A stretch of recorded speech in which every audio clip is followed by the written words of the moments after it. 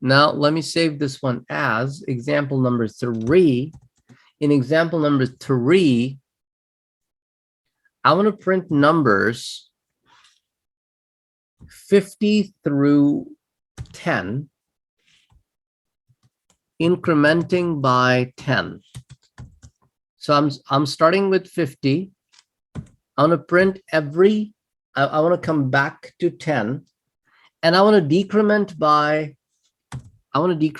10. So I minus equals to 10. So I want to decrement by 10 in every cycle.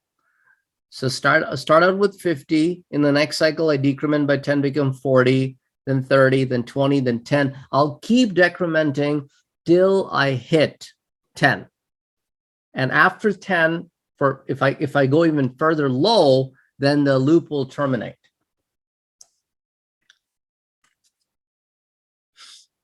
Can I put it all together in one place? Absolutely. Absolutely. I can just cut this out, paste it here, and I can cut this out and I can paste it here.